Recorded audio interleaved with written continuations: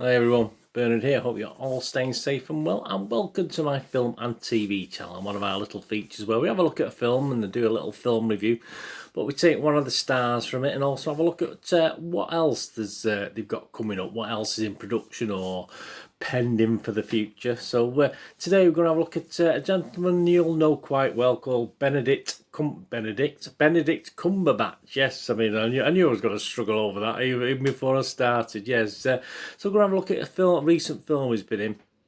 The Mauritanian, yes, I think I pronounced that correctly, with Mr. Cumberbatch in, and we'll also look at something else, some other things that you've got in the pipeline that's already in the can, if you like, if you use the old filmmaking parlay, and what's coming up. So we'll have a look at that today. Please, if you're new to this channel, push that subscribe on, push the bell notifications. I do little movie reviews, drama reviews, little special features like this, information vlogs, what's out to buy, what's coming to the UK cinema. Yay, sort of middle of Mayish at last. I know obviously if you're outside of the UK you may already be having cinema releases, but not here in the UK, so please check that out. And you'll also see some stuff on my football team as well, Manchester City. I do City history vlogs, City presents, City quizzes, City magazine vlogs, City book club, so lots of different things. So if you or anyone else you know might be interested in that, please point them in my direction. I'll be very, very grateful. But don't worry, if you're not bothered with that, we've got loads of film and TV stuff, and I also post loads of stuff on Facebook and Twitter as well, so there's links on screen there. So if you follow or friend me, I do check every 3 or 4 days and follow and friend everyone back on there, so I do post loads of stuff on there. And any comments on Mr. Cumberbatch or anything you want to talk about, just leave a comment, anything on film and TV, or if you haven't got time for a comment, if you can just give us a little thumbs up, that'd be great. If you enjoy this, it's nice to get views, but it's nice to get thumbs up as well. Right, here we go. Yeah, an Amazon release, this one. It came out in early April. A legal drama film directed by Kevin MacDonald from a screenplay written by M.B. Traven, Rory Haynes and Sohrab Noshivani, I think I pronounced correctly. My apologies if we haven't. 2 hours and 9 minutes. Yeah, so it sort of flew by that. It didn't seem like 2 hours 9 minutes when I was watching it. 15 rating, of course, a very serious subject matter, isn't it? The film is based on the 2015 memoir Guantanamo Diary by Mohamedou Ould Slahi, a true story of Slahi's experience of being held for 14 years without charge in the Guantanamo Bay detention camp. The film stars Jodie Foster, Tahir Rahim, Shailene Woodley and Benedict Cumberbatch, of course. The Mauritanian was released in the United States on February the 12th, 2021, and in the United Kingdom it premiered on Amazon Prime on April Fool's Day, April the 1st, 2021. Is it any good? Here we go. Yeah, Rotten Tomatoes, quite like it. 73% positivity with a 6.5 out of 10 average score based on 187 reviews. That's 136 fresh and 51 rotten. So, all right, not unanimous, but a big chunk. Audience liked it. Yeah, 86% average with 86% positivity with an 8.2 average. That's quite impressive, and yeah, that sort of is backed up by IMDb. Well, I'll give you that in a minute. Metacritic, yeah, they weren't as overly impressed. It's only getting a 53 out of 100 average, so it scores anywhere between 4.9 and 4 and 9.1 out of 10. Movie Nation's Roger Moore was one of the least likes of it. He didn't like it very much. He gave it 5 out of 10 and said the screenplay needed more work and the film in the can a lot more editing to make the Mauritanian worthy of the talent on the set. But Variety's Peter de Bruegel, he gave it 7 out of 10 and said the story gains momentum as it goes, and by the end it's positively gripping. Internet Movie Database, Joe Public, you, me, the normal guy on the street, 15,500 reviews as I'm recording this vlog, over 15,500, and it's averaging 7.4 out of 10, so that's not a bad score. So let's have a look. Let's have a quick look what I think. Yeah, I think it's a very good film.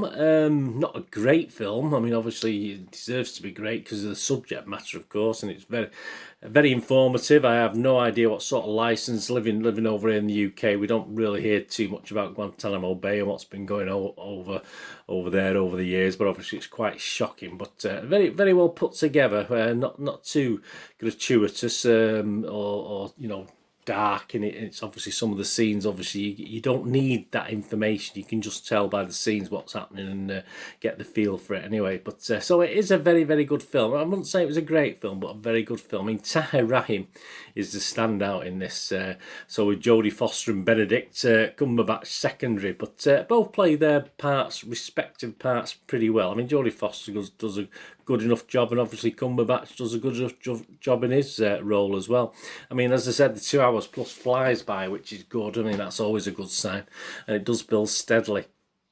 Some of the best, more graphic and powerful scenes, obviously later in the story. And yeah, I think it's if you like a good legal drama, a little bit of courtroom, it's quite slow burning. It's not going to appeal to everyone. If you want all fast action and terrorists and stuff like that, you know, action sequences, you're not going to get anything like that. It's basically a legal drama. It doesn't overcomplicate the legal side of things. You can, obviously, you've seen a lot of this stuff in other legal dramas over the years, so you're probably quite familiar with it. What happens in this, and it doesn't overcomplicate anything. And if something that covers such a harrowing story can be deemed to be entertaining, which it is, I was entertained by this film, then it just about hits the right spot. I think entertains and informs. As I say, it does make you perhaps want to go out and find out a little bit more as to the truth of this. Obviously, I've read a lot of the reviews. Obviously, quite a lot of reviews, written reviews on Internet Movie Database, and they're very, very positive. There's one or two not so positive who obviously, as you'd expect, but perhaps this sort of thing I thought might split opinion more, and it certainly hasn't. There's a very, very positive vibe about this film. So my little rating on the Mauritanian, yeah, I'm going to give it a 7 out of 10, which is one of my highest scores. I think it's well worth a 7 out of 10.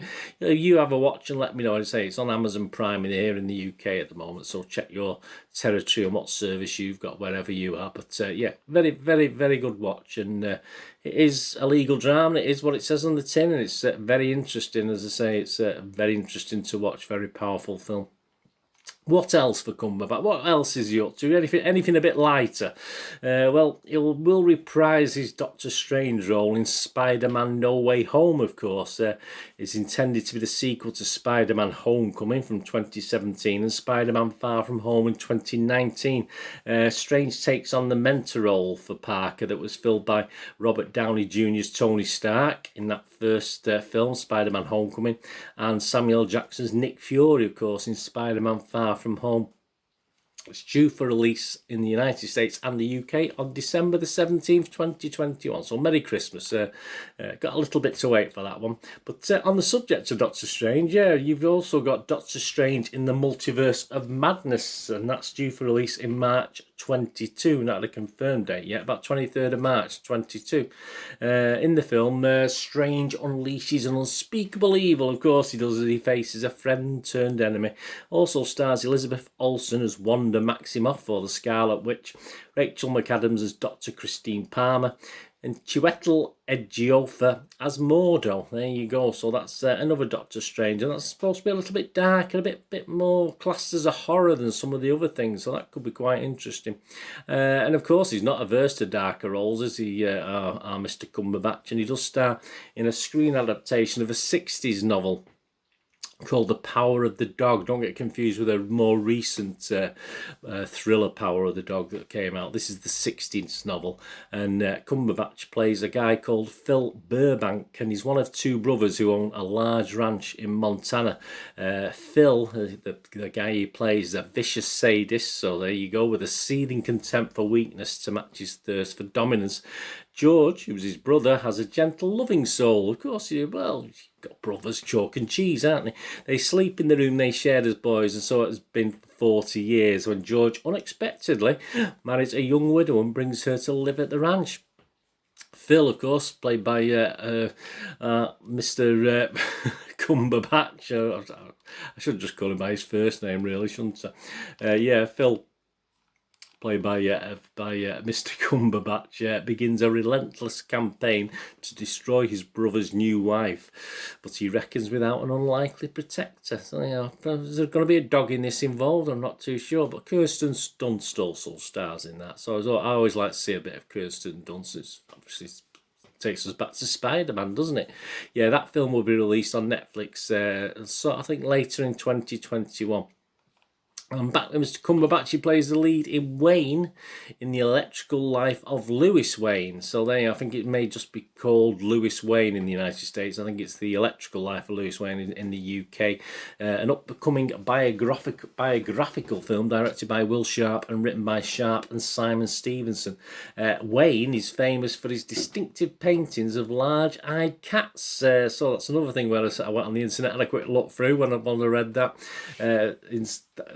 Large-eyed cats that inspired hearts and minds around the world. Wayne is a bit like now with the internet, isn't it? With all the cat videos, cat vlogs and stuff like that. Wayne is depicted as a lovable, inspirational hero with a courageous and infectious spirit who saw the world in a unique and delightful way throughout his long life full of adventure, inspiring people to do the same. In this extraordinary true story, their words not mine, the artist inspired by the world around him and the love of his life, Emily, played by BAFTA nominee Claire Foy. Yeah, and it also stars Andrea Riseborough in that film. That film's expected to be released later in 2021, so still this year. And it's also been announced that Cumberbatch takes on the role previously played by Peter O'Toole in a made-for-TV British film back in 1976. It's about a hunter's failed attempt to assassinate a dictator. I think we've got Hitler in mind there, in brackets, forces him to seek hiding back home in the rural English countryside, obviously with Hitler's henchmen after him. So this is Rogue. The film's called Rogue Male, so he's been penciled into to be the lead character in that one as the obviously as the hunter who failed to assassinate. Just think if he'd managed to do it, who knows what may have happened. I'm sure it's not based on a true story, but there you go. So that's been announced with no firm dates on Rogue Mail yet. And finally also announced there's a little thing about a financial reporter who travels to Rio de Janeiro to visit a wealthy friend, only to get sucked into a plot to fake his friend's death in a mystery thriller film called, yes, quite simply, Rio. Alongside Cumberbatch in this will star Jake Gyllenhaal. So there, nothing to do with a parrot, I believe, this Rio film, so don't be confused. And you put Rio in your Google search and you'll end up with lots of parrots, obviously, because I think we had a Rio 2 and 3. I've certainly had a Rio 1 and 2. I'm not sure if we've had a 3. So there you go, a little film called Rio. Say no dates on that one yet, but that looks quite good for as and when that appears. There you go. Anyway, thanks for joining me for this little look at the film The Mauritanian, and of course the other projects that have been linked to are Mr. Cumberbatch. So if you're a fan, I quite like him. I first sort of really liked him in Sherlock. I think the Sherlock TV series. I think that's where he sort of appealed to me, and I've kept an eye on him ever since. He's done all right, hasn't he? He's not done too bad. Anyway, let me know if you like Mr. Cumberbatch and any of your favourite films that he's put together. Anyway, thanks for watching. What are you going to do the rest of the day? Have a great one. Look after yourselves, look after your friends, look after your families. More importantly, let's all look after each other till we meet here again on the Film and TV channel, or perhaps have a flit across, have a look at my Citizen football channel, Citizen channel. Whatever it is, all I ever ask is please stay safe, everyone. Thanks for watching. Bye for now.